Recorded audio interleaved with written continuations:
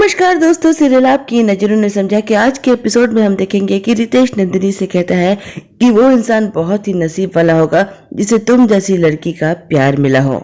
नंदिनी इस बात पर हंसती है। दोनों इस बात से अनजान हैं कि दर्श भी वहां पर पहुंच चुका है, उन दोनों की बातें सुन चुका है। दोनों मुड़कर देखते हैं तो दर्श वहां पर खड़ा है। रितेश कहता है कि अरे दर्श, आप कब आए? अभी अभी हम आपकी ही बात कर रहे थे। दर्श कहता है कि आई होप कुछ अच्छा बोल रहे होंगे। रितेश कहता है कि आपके बारे में अच्छा भला हम कैसे बोल सकते हैं? हमारे ओखा के सबसे कीमती हीरे को तो आप चुरा कर ले गए हैं। मेरा मतलब नंदिनी से है। नंदिनी से कहता है कि नानी बॉटल, अब बेस्ट फ्रेंड का टाइम खत्म, हस्बैंड का शुरू, मैं यहाँ से जाता हूँ। उसे बाय बोलकर चला जाता है।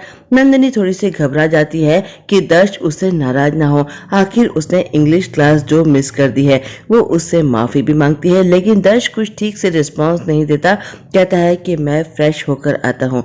नंदिनी उसे देखती रह जाती है। उसे लगता है कि वाकई में आज तो दर्श उससे काफी नाराज है। रावल परिवार गोवा से वापस द्वारका आ चुका है। राजवी अपना रूटीन का काम कर रही है। तभी देखती है कि पारुल आती है, बहुत घबराई हुई सी है। राजवी उससे पूछती है कि क्या हुआ पारुल, डॉक्टर के पास गई थी ना, डॉक्टर ने कुछ कहा क्या? पारुल कहती है कि वो डॉक्टर का अपॉइंटमेंट कैंसिल हो गया था, उन्होंने टाइम नहीं दिया, वो बिजी थी। राजवी कहती है अगर डॉक्टर बिजी थी, अपॉइंटमेंट नहीं मिला तो इतनी देर क्यों लग गई? पारुल की आंखें लाल है। राजवी कहती है कि तुम्हारी आंखें इस तरह से लाल क्यों है? लेकिन पारुल कोई जवाब नहीं देती, वहां से चली जाती है। जाते जाते वो अपना पल्लू देख रही है। पल्लू में कोई दाग लगे हैं जिन्हें छुपाने की कोशिश कर रही है। विपुल उसके पास आते हैं और कहते हैं कि पारुल, अभी भाभी को कुछ भी बताने की जरूरत नहीं है। पारुल की आंखों में आंसू है और कुछ घबराई हुई सी वो वहां से चली जाती है। आखिर क्या छुपा रहे हैं ये दोनों पूरे परिवार से? इधर हम देखेंगे कि दर्श बहुत ही इनसिक्योर महसूस कर रहा है रितेश से। मनी मन सोचता है कि नंदिनी का पति तो मैं हूँ, तो उसे गिफ्ट मैं दूंगा, कोई और कैसे दे सकता है? ये बेस्ट फ्रेंड कुछ ज्यादा ही हो रहा है। वो अपने कमरे में जाता है, अलमारी खोलता है और एक ब्रेसलेट निकालता है। निकाल कर अपनी जेब में रख लेता है।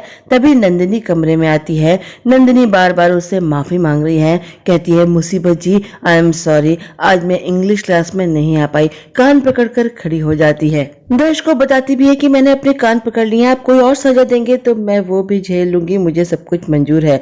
दर्श मनी मन सोचता है कि कितनी मासूम है ये लड़की, इससे भला कोई कैसे नाराज हो सकता है। उसे एक शरारत सूझती है। वो नंदिनी से कहता है कि तुमने गलती की है तो सजा तो तुम्हें मिलेगी। जो मैं तुमसे पूछूंगा, अगर तुमने सही जवाब नहीं दिया तो मैं तुम्हें सजा दूंगा। नंदिनी कहती है कि ठीक है, पूछिए। दर्श कहता है कि अच्छा ये बताओ कि तुम जिंदगी में सबसे ज्यादा प्यार किससे करती हो? नंदिनी दर्श का नाम लेना चाहती है लेकिन शर्माती है और कहती है कि ऐसे तो बहुत सारे लोग हैं जिन्हें मैं प्यार करती हूँ, ऐसे कैसे बता सकती हूँ? दर्श कहता है कि तुम्हें मेरा नाम लेना चाहिए था, तुमने सही जवाब नहीं दिया, अब तुम्हारी सजा यह है कि तुम अपने बाल खोलो। वो खुद उसके करीब आता है और उसके बाल खोल देता है। फिर दूसरा सवाल पूछता है कि अच्छा ये बताओ कि 1 से 10 तक की अगर रैंकिंग करनी हो तुम्हें तो मेरे प्यार को कितना नंबर दोगी? नंदिनी कहती है कि प्यार कोई नाप तोल के किया जाता है, घी शक्कर थोड़ी है जो मैं नाप तोल कर बताऊं, मुझे क्या पता। दर्श कहता है कि ये जवाब भी तुमने ठीक से नहीं दिया, अब तुम्हारी सजा ये है कि जाओ और जाकर एक ब्राइट सी लिपस्टिक लगाओ। दर्श की बात को नंदिनी सीरियसली लेती है और जाकर वाकई एक अच्छी सी लिपस्टिक लगाकर उसके करीब आती है। दर्श उसे अपने काफी करीब बुला लेता है, कहता है मेरे करीब आओ। नंदिनी शर्माती है। वो कहता है कि मैं दरअसल तुम्हें शर्माते हुए महसूस करना चाहता हूँ। नंदिनी उसके करीब आती है और उससे कहती है कि आपको क्या लगता है कि मैं कोई शर्माने वाली लड़की हूँ? दोनों के बीच की दूरियां धीरे धीरे मिटती चली जा रही हैं। दर्श नंदिनी से कहता है कि मेरे साथ आओ। वो उसे वो ब्रेसलेट दिखाता है और कहता है कि ये मेरी दादी का ब्रेसलेट है। बचपन में ना मुझे अंधेरे से बहुत डर लगता था, तो मेरी दादी ने मुझे ये ब्रेसलेट दिया था और कहा था कि जब भी तुम्हें डर लगे इसे टच कर लेना, तुम्हें लगेगा कि मैं तुम्हारे पास हूँ। उन्हें क्या पता था कि आगे जाकर यही अंधेरा मेरा फ्यूचर बनने वाला है। मैं ये ब्रेसलेट तुम्हें देना चाहता हूँ। नंदिनी कहती है कि आपको अब अंधेरे से डर नहीं लगता? वो कहता है कि नहीं, लेकिन एक और बात है जिससे मुझे अब डर लगता है। नंदिनी कहती है कि कौन सी बात से अब आप डरते हैं? दर्श कहता है कि मुझे डर लगता है कि कहीं तुम मुझे छोड़कर ना चले जाओ। नंदिनी कहती है कि ऐसी बातें आप क्यों कर रहे हैं, मैं भला आपको छोड़कर क्यों जाऊंगी?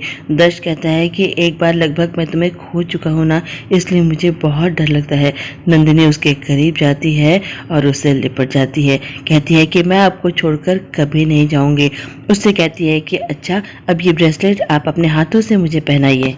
दर्श उसे ब्रेसलेट पहनाता है। नंदिनी उसको खनकाती है और साथ साथ दर्श भी चुटकी बजाता है।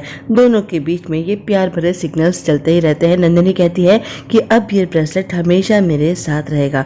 इधर हम देखेंगे कि राजवी का इंटरव्यू चल रहा है। सुबह से लोग उसे बधाइयां दे रहे हैं, प्रेस वाले इंटरव्यू ले रहे हैं। वो कहती है कि अब मैं बहुत थक गई हूँ। एक आखिरी सवाल उससे पूछा जाता है कि सुना है कि आप रिश्तों को बहुत अहमियत देती हैं। वो कहती है कि हाँ, हम रावल्स तो रिश्तों के लिए जाने ही चाहते हैं, हमारे लिए रिश्ते सबसे इम्पोर्टेंट है। मैं इस घर में बहू बन के आई, लेकिन बाबूजी ने मुझे बेटी बनाया है, सारा बिजनेस सिखाया है। और विपुल और चेतन तो बिल्कुल राम लक्ष्मण की तरह एक दूसरे से अलग हो ही नहीं सकते। और पारुल भी मेरी छोटी बहन की तरह है। हम लोग आपस में बहुत प्यार करते हैं, एक दूसरे के लिए कुछ भी कर सकते हैं। तभी देखती है कि पारुल और चेतन उसके कमरे में आते हैं। दोनों कुछ अलग ही मूड में नजर आ रहे हैं। राजवी पूछती है कि क्या हो गया, तो पारुल कहती है कि भाभी, हमें प्रॉपर्टी में अपना हिस्सा चाहिए। राजवी कहती है कि क्या बात हो गई, लेकिन वो कहती है कि हमें अपना हिस्सा चाहिए। वो कहती है कि मैं विपुल से बात करती हूँ। तो पारुल कहती है कि किसी से बात करने की जरूरत नहीं है, बस मैंने जो कहा है मेरी बात आप मान लीजिए, हमें हमारा हिस्सा दे दीजिए। ऐसा क्यों कह रही है पारुल, ये सोच सोच कर राजवी परेशान हो जाती है। नंदिनी दर्श का झूला पैक कर रही है। अब वो उसे झूले पर नहीं सोने देगी। दर्श आता है, कहती है लीजिए आपका ये हिंडोला मैंने पैक कर दिया, अब आप इस पे नहीं सोएंगे।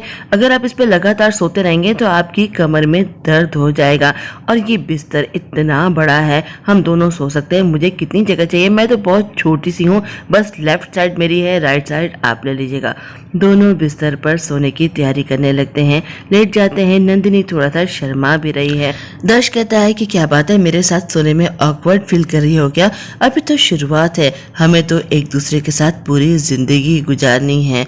और आज एक साथ सो रहे हैं, कल को हमारे लव मोमेंट्स भी होंगे। नंदिनी कहती है ऐसा कुछ नहीं होगा, आप चुपचाप सो जाइए। वो शर्मा रही है। रितेश की डीपी को किंजल ने लाइक किया है। रितेश बहुत खुश है, एक्साइटेड है और उसको बढ़ावा दे रहा है शोभित। वो कहता है कि आपको रिप्लाई करना चाहिए।